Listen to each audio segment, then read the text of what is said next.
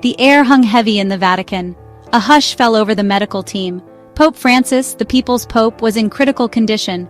His breath, usually a steady rhythm of faith and purpose, was now ragged, a symphony of struggle. The medical team, led by the esteemed Professor Sergio Alfieri, had a grave decision to make.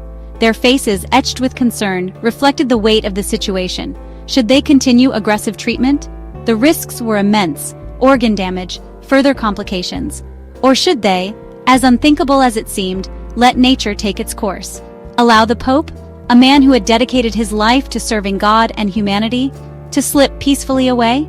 The decision was agonizing. Massimiliano Strapetti, the Pope's devoted nurse, urged the team to fight. "Try everything," he pleaded, his voice thick with emotion.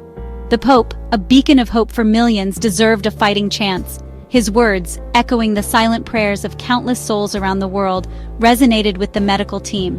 And so they fought.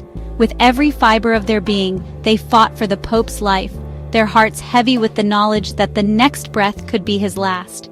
Every beep of the monitor, every fluctuation in his vitals, was a stark reminder of the fragility of life, even a life as revered as Pope Francis's. The world watched, holding its breath. The Vatican, usually shrouded in secrecy, surprised everyone. Detailed updates on the Pope's condition were released regularly. This transparency, a stark contrast to the Vatican's traditional reticence, was no accident. It was a direct order from the Pope himself. Even as he battled for his life, his thoughts were with his flock. He understood the fear, the uncertainty gripping the hearts of millions. He wanted to reassure them, to share his struggle, his vulnerability. The medical team, accustomed to discretion, meticulously prepared the bulletins. Each word was carefully chosen, a delicate balance of honesty and hope. The updates, infused with the Pope's own words, his own reflections on his mortality, resonated deeply with people around the world. For the first time, perhaps, the world saw the Pope not as an infallible figurehead, but as a human being. A man facing his own mortality with courage and grace. A man who, even in his weakest moment, thought of others. After 38 long days, the longest hospitalization of his papacy, Pope Francis was finally discharged. The world breathed a collective sigh of relief. But the ordeal had taken its toll. The once robust Pope, known for his boundless energy, was now frail, his steps hesitant.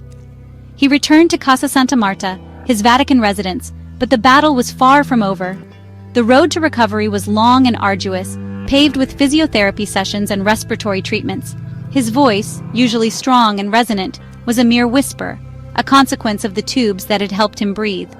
Despite the pain, the discomfort, the frustration of his limitations, the Pope's spirit remained unbroken. He endured the treatments with patience and grace, drawing strength from his faith and the outpouring of love from around the world. He knew he had been given a second chance, a precious gift, and he was determined to use it to continue his mission, to spread his message of love, compassion, and peace, even if his voice was a whisper, even if his steps were slow. Slowly, painstakingly, Pope Francis began to regain his strength. He started by signing documents, his hand shaky but determined. He offered weekly reflections, his voice still weak but his words as powerful as ever. He hadn't led the Angelus prayer for 7 Sundays, but his absence only amplified the longing for his return. And then, in a testament to his indomitable spirit, he called for peace.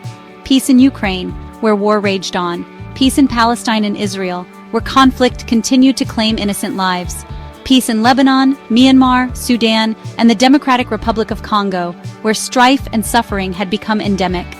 His words, spoken from a place of profound empathy and unwavering faith, resonated around the world. The shepherd, though wounded, was still tending to his flock, his voice still a beacon of hope in a world desperate for peace.